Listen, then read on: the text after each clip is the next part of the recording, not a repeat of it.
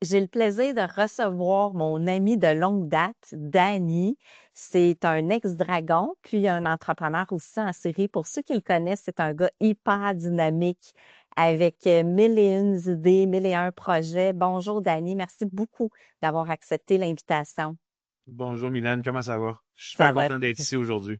être très contente aussi.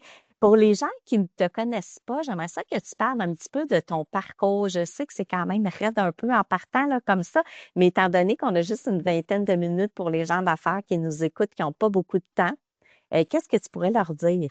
Quand j'étais jeune, j'ai fait immensément de sport. J'ai aussi travaillé pour mon père. Mon père est entrepreneur. Et puis, mon père est un entrepreneur et un inventeur à succès. Il a plus de 250 brevets. Et puis, fait que je suis né dans l'innovation, la création et le fait de toujours se poser des idées pour trouver des solutions. Mon père, à la base, avait un magasin de véhicules récréatifs, donc il était pas représentant, mais il avait les licences pour Suzuki, Arctic Cat, Polaris, plusieurs autres, John Deere. Et puis, c'est ça, mon père, tu sais, je le voyais faire de la vente, donc automatiquement, moi aussi, je voulais faire de la vente. Il y a des gens qui rentraient dans le magasin, puis je commençais à leur poser des questions, puis je leur disais, ben, c'est tel type de tondeuse que vous avez besoin. Puis là, ben, mon père, il arrivait, puis moi, j'étais jeune, là. J'avais peut-être 5, 6, 7 ans, parce que mon père, il me faisait classer des pièces, tu sais, mettre en place, je sais pas moi, classer des manteaux, des casques, imprimer des pamphlets. Il y a plein de choses qu'il me faisait faire, tu sais. Puis, je pense que c'est une des belles écoles qu'il m'a donné parce que de se lever très tôt, se coucher quand même moindrement tard, et puis d'accomplir quelque chose dans sa journée. Puis en dehors de ça aussi, pendant l'école, parce que ça, c'est sûr, c'était plus dans les périodes d'été ou dans mes journées que j'avais de congé. Mais en dehors de ça, même à l'école, mon père m'a appris quand même une grosse discipline. Le matin, on se levait aux alentours à peu près de 5 heures, 5h30, et j'allais faire 1 heure de piano 3 fois semaine avant même de rentrer à l'école à 7 heures et quelques, là, tu sais. Donc, pour parler du volet entrepreneuriat, mon père, donc, par la suite, a décidé de commercialiser une de ses inventions, qui est un bec verseur qui se met sur les canisses à essence. Et puis, j'expliquerai pas le fonctionnement, mais c'est vendu partout à la grandeur de l'Amérique du Nord. Puis aux États-Unis, c'est obligatoire. Tout le monde qui a une canisse à essence, que ce soit Wedco, Blitz, Scepter, toutes les grosses compagnies ont un bec verseur à mon père. Et puis, ce qui est plaisant, c'est que mon père, par la suite, a décidé de partir sa propre manufacture dans le domaine de l'injection de plastique et manufacturation de moules. Donc, j'ai travaillé dans cette industrie-là pendant plusieurs années. C'est pour ça que j'ai beaucoup d'expérience dans divers domaines. J'ai autant travaillé sur les mining 3 axes comme sur le polissage ou même pour l'injection, placer les moules, s'assurer que l'injection soit correcte et tout, faire le setup des machines. Et puis ça, j'étais jeune, là. Des fois, je faisais le quart de travail le soir ou même la nuit. Et puis, il y a la personne qui était là avec moi, puis j'étais capable de tout faire les setups. Puis j'étais très jeune, là, tu sais. On parle de... Et j'avais même pas 15 ans, tu sais.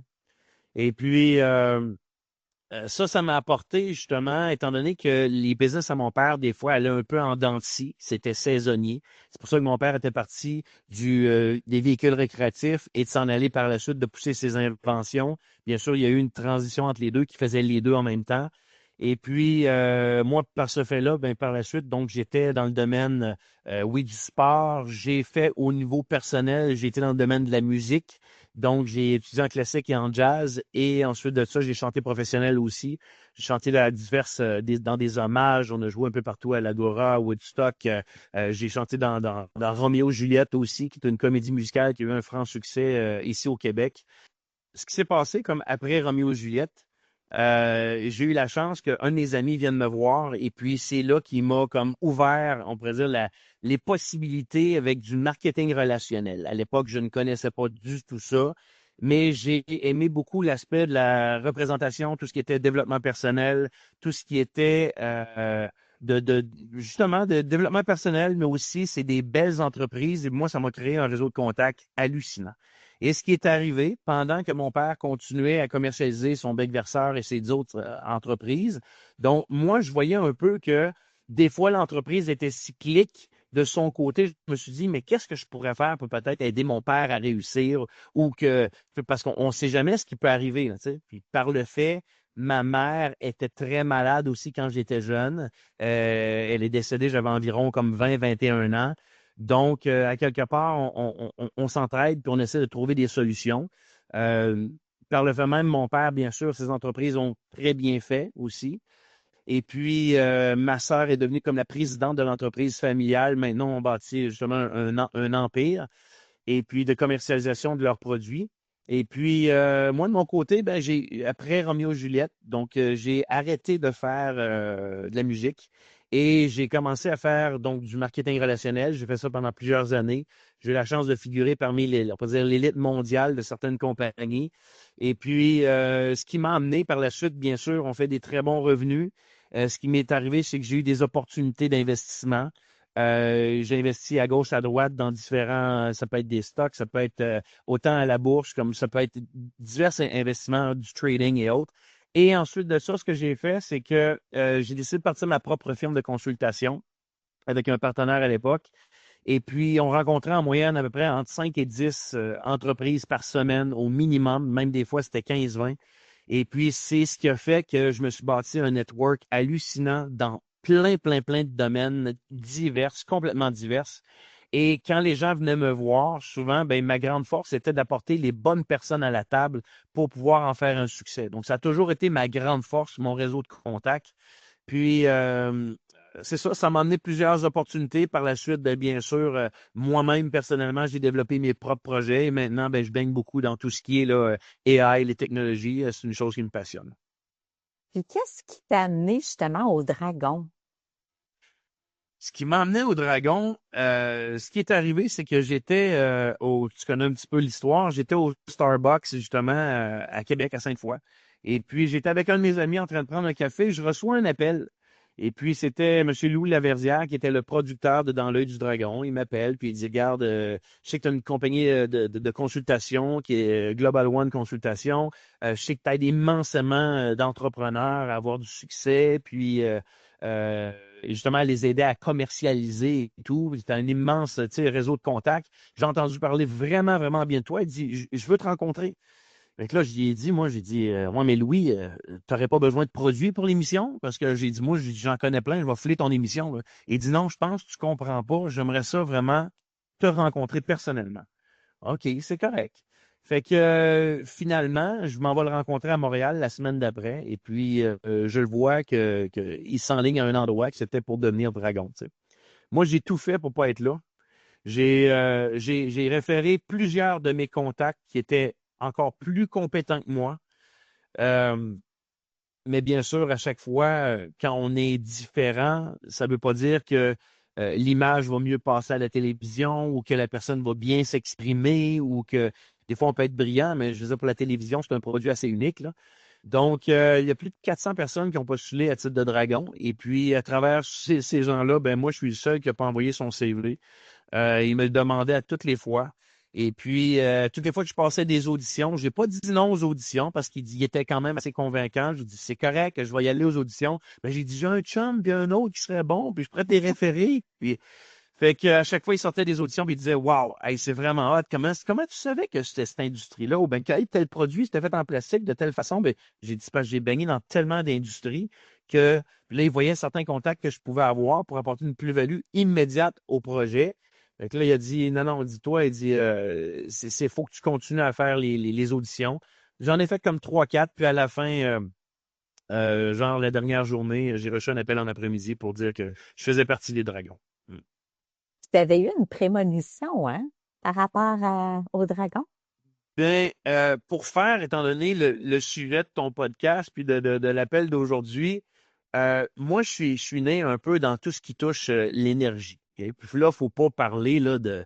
Tu sais, je ne suis pas en train de parler qu'il y a de la vie sur une autre planète, d'un autre univers, ou, tu sais, même si on sait qu'il y a des probabilités, ça serait logique sur des milliards d'étoiles. Mais quand j'étais jeune, mon père a fait un cours et ma mère de méditation. Et puis, par la suite, ben, de formation en formation, ont touché l'univers du Reiki, qui était la guérison par l'imposition des mains. Il y a beaucoup, beaucoup de gens qui font ça partout au Québec et au niveau mondial.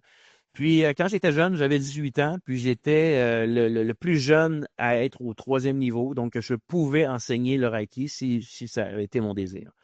Et puis à l'époque, si je recule, donc 20 ans, je suis né en 75, j'avais 18 ans, donc ça veut dire 93.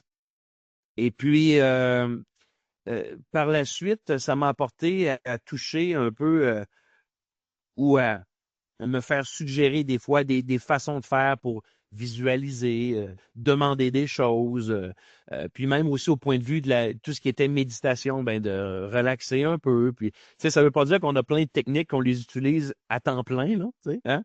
Mais des fois, on oublie la puissance de ça, mais à chaque fois que j'y reviens et que je prends le temps de faire pour un sujet précis, c'est exceptionnel ce qui nous entoure et les possibilités que cela peut vraiment nous donner. Donc, par rapport à la prémonition, étant donné que j'avais fait quand même beaucoup de visualisation, puis je suis pas un gars qui capote là-dessus, qui fait tous ses tableaux à tous les jours, puis non, non, non, non, non. Mais je sais une chose que quand on demande, on reçoit et ça fonctionne vraiment. Puis ça, c'est comme si une personne demande une chose, puis qu'après ça, n'en refait jamais de demande dans sa vie, attendez-vous pas à ce que ça arrive tout de suite, ding bang. La chose est que c'est comme un exercice. Et puis, si vous allez au gym une seule fois, vous n'aurez peut-être pas de résultat. Mais si vous y allez quelques fois, vous allez en avoir. Puis après ça, ça va être comme évident. Même si tu arrêtes d'y aller, tu vas continuer à avoir encore des réponses. Donc, c'est un peu le même exemple que je pourrais dire, mais c'est encore plus rapide avec, on pourrait dire, l'univers, l'énergie qui nous entoure. Puis, ce qui est arrivé, c'est qu'à force de faire des fois de la visualisation, ça arrive des fois que j'ai des réponses comme ça. Et ça, il faut être un peu alerte à ça parce que quand on a des, des, des, des images qui nous viennent, des mots ou peut-être même des rêves, ben, quelque part, il y a peut-être une signification derrière ça. Et puis moi, qu'est-ce qui était arrivé pour revenir au sujet, c'est que quelques semaines avant, genre peut-être une semaine et demie, 2 semaines avant d'avoir l'appel de M. Louis Laverdière de Dans l'œil du dragon, j'avais rêvé que je me faisais tatouer un dragon sur le corps au complet. Et puis moi, je rêve jamais. Et je rêve jamais. Puis c'est sûr que tu sais, un dragon, c'est beau, ça m'a toujours parlé comme tu sais, si je me faisais un tatou, ça serait soit un soldat ou tu sais, un tigre, un lion, un dragon, c'est quelque chose comme ça. Mais puis à l'époque, je voulais vraiment me faire tatouer.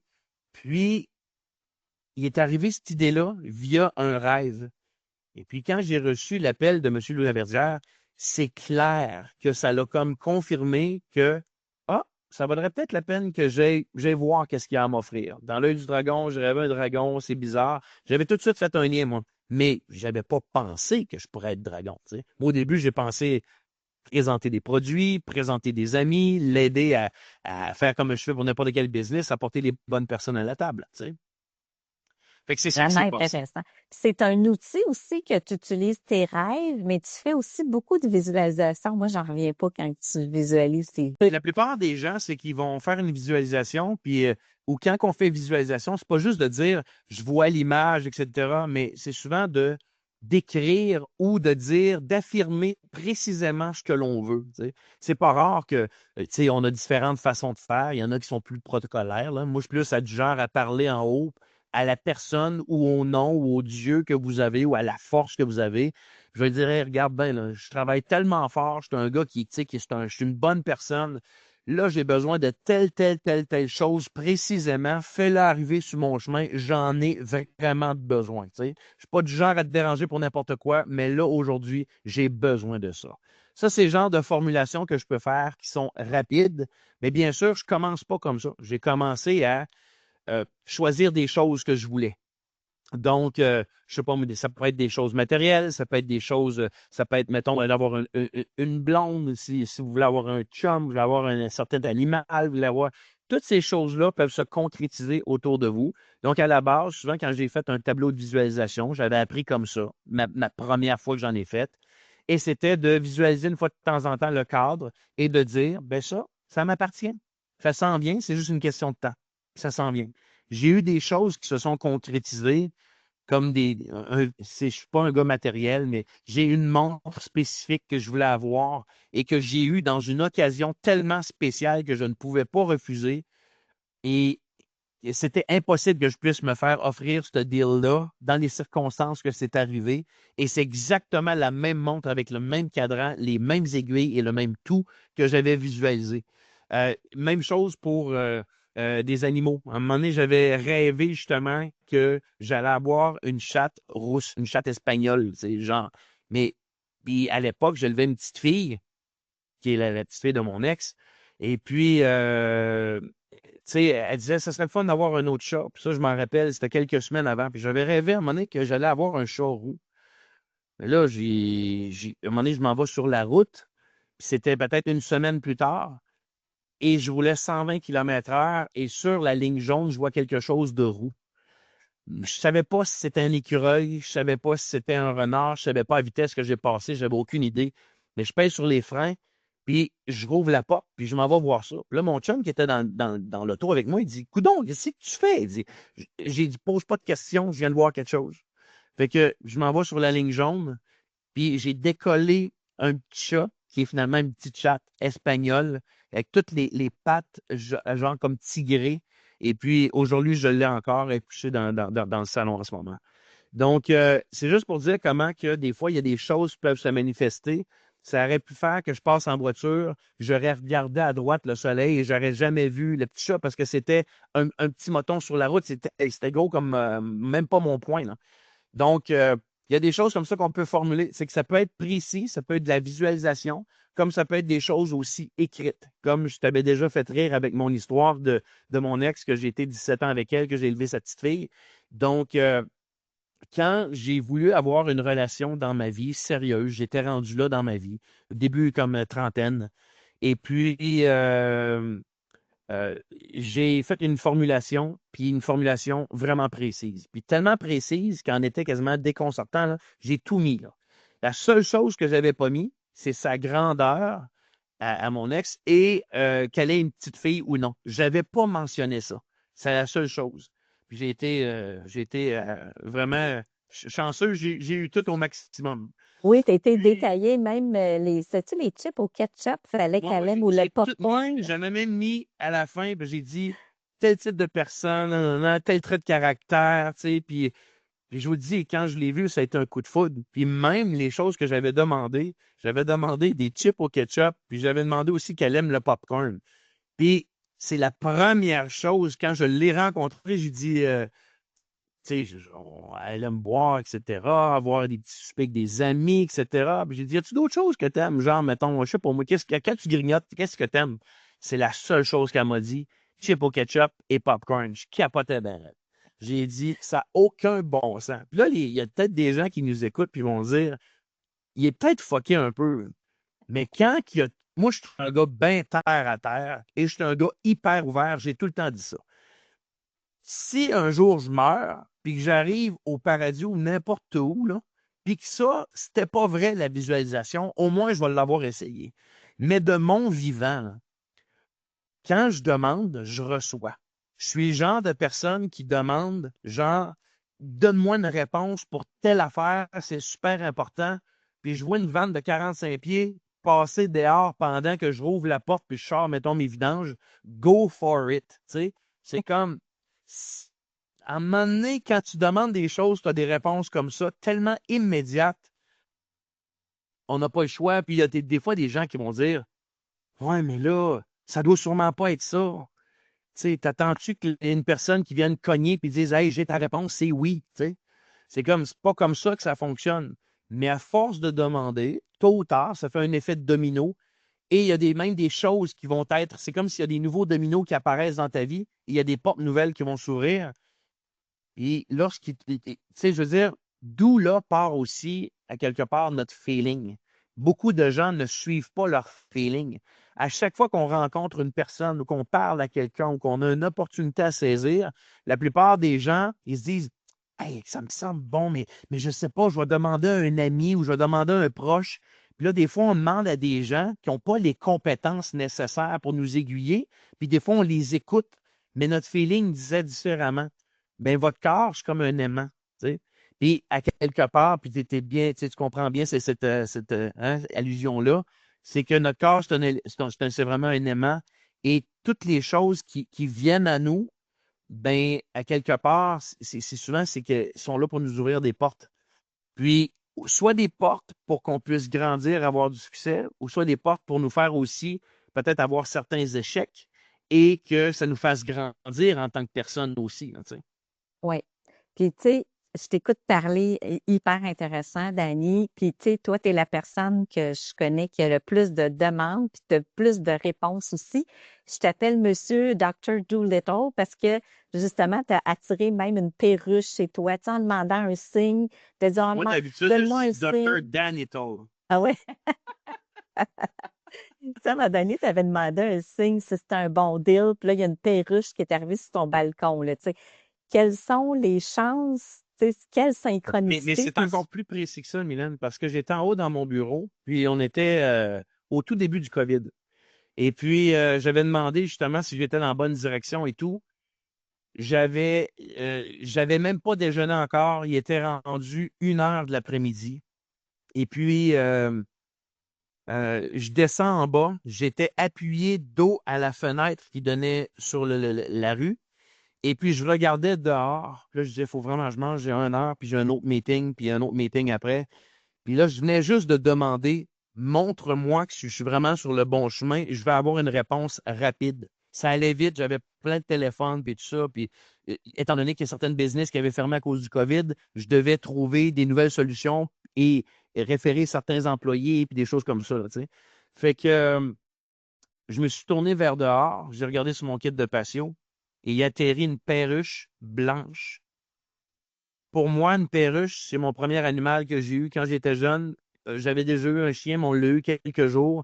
Mon père et ma mère trouvaient que c'était trop d'entretien. Puis des enfants, on n'est pas tout le temps comme, tu sais, assidus pour faire les petites tâches, là. Donc, mon père m'avait permis d'avoir une perruche. Donc, j'ai eu une perruche. Fait que pour moi, une perruche, c'est quelque chose qui m'a touché quand j'étais jeune. Pour moi, c'est important, mais en plus qu'elle soit blanche, les chances qu'elle soit blanche, il y a des milliers de couleurs de perruches. Elle est arrivée blanche pour moi.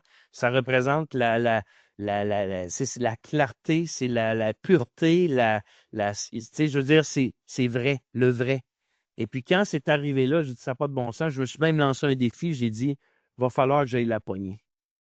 Et puis, j'ai été dehors, j'ai sorti une cage, j'ai essayé, j'ai branlé de la nourriture, elle venait pas. Elle monte dans un arbre, j'ai essayé de l'attraper, elle est repartie, puis elle faisait des tours de la maison. Hey, j'aurais pu la perdre. Il y avait, hey, moi, il me restait, j'avais pas le temps de manger, puis il fallait que je pogne l'oiseau, puis là, j'avais un autre meeting qui commençait. Là, j'ai dit, organise-toi pour que je la pogne, ça se fasse rapidement. Puis j'ai réussi à l'attraper, imaginez-vous. Tu sais. Fait que des fois, on donne des challenges, il ne faut pas trop en donner, mais comme je disais tout à l'heure, il y a des fois des gens qui attendent de trop avoir, puis ils demandent, mais là, es-tu certain? Tu sais, imagine-toi quelqu'un qui est en train de se faire noyer, là. Puis là, il dit, donnez-moi un coup de main, faites quelque chose. Puis arrive un gros tronc d'arbre. Mais elle attendait un canot, tu sais. Un canot ou ben, le Titanic qui arrive pour la sauver. Non, ça n'arrivera pas, ça. Tu sais, t'es dans une Mmh, rivière, là, tu sais. c'est ça. Puis ça me fait penser à une histoire. À un moment donné, j'ai été dans un cours et tu sais, on est tous arrivés en même temps. Puis il semblerait que la veille, il n'avait pas fait le nettoyage du local. Donc, la professeure arrive, puis un peu sans connaissance. Ah, désolé, désolé. Puis il y a une élève, ben, il y a une étudiante qui arrive, puis elle voit qu'il y a deux ballons, un 8 puis un 0, mais tu sais, en hélium, là, qui est comme complètement jouqué là, au plafond. Puis là, écoute, tu vois qu'elle devient blême. Elle dit, hey, mon Dieu, je fête les 80e de ma mère ce soir. Puis je me suis dit, ça serait le fun que j'ai acheté des ballons. Mais tu sais, il y avait un 8 puis un 0. Fait que là, on les a décrochés. Puis elle dit, moi, là, dans ma vie, je ne fais qu'attirer ça. Fait que là, j'ai demandé, c'est quoi ton truc? Oui, elle fait des demandes, mais à un moment donné, elle m'a dit, il y a quelque chose qu'elle a ajouté dans son vocabulaire. Je t'explique son histoire. Elle dit, à un moment donné, elle s'en va sur le bord de la plage, puis on s'entend que sur le bord de la plage, c'est venteux. Là, elle trouve un 5 $. Puis elle l'a pris. Fait que là, elle s'est dit, OK, je vais hausser le niveau, je vais dire quoi de mieux. Puis que là, elle trouve le 5 $. Fait qu'elle dit, ça serait le fun que je double la mise. Écoute, une semaine plus tard, elle retourne à même endroit, puis là, elle trouve un 10 $. Tu dis, écoute, là, je pense qu'elle exagère. Apparemment que c'est vrai. Moi, j'ai commencé à l'utiliser, puis là, j'ai vu vraiment une différence. Quoi de mieux? Parce que si on dit tout le temps, ne pas faire trop de demandes, mais tu sais, pourquoi on se limiterait dans Il n'y nos a aucune demandes? limite parce que dans l'univers, que ce soit autant monétaire, que ce soit en amour, que ce soit, il n'y a aucune limite. Aucune C'est limite. ça. Donc, ça donne absolument rien de se limiter. Mm. C'est ça. Fait que, tu sais, dans le fond, moi, ce que je retiens, toi, Dani, tu es un expert en visualisation. Tu vas être très alerte à ton intuition. Tu vas regarder aussi au niveau des synchronicités. Tu sais, voyons comment ça que ça arrive. Tu sais, quand que c'est facile puis ça arrive à toi, ben là, il y a quelque chose qui est magnétique que tu as réussi ce que tu devais avoir. Puis j'imagine que tu l'utilises beaucoup aussi en affaires, là, tout ce que ce sont Ben, tes outils. je l'utilise, mais des fois, comment je pourrais dire, tu sais, on pourrait toujours en faire plus, puis à chaque fois, quand je le fais pas, je me dis toujours, ah, c'est vrai, faudrait que je le refasse, tu sais, parce qu'à un moment donné, on est tout dans un rat race, on court à gauche, à droite, puis on essaie tu sais, il y a 24 heures dans une journée, on n'a pas le choix, mais, tu sais, il y a beaucoup de choses, puis, tu sais, ça m'a tellement amené des belles choses, puis à force de le faire, à force de demander, on a des résultats, puis quand on a des bons résultats, comme aller au gym, que je disais tout à l'heure, ben, à un moment donné, on en est fier, puis c'est là qu'on commence à en parler, puis c'est là qu'on, tu sais, on reflète ça aussi, là, tu sais. Puis, tu sais, je me considère pas un expert, mais je suis juste quelqu'un qui l'a testé et qui a persévéré, puis ensuite de ça, de trouver la bonne formulation, parce qu'il n'y a pas une personne qui formule de la même manière.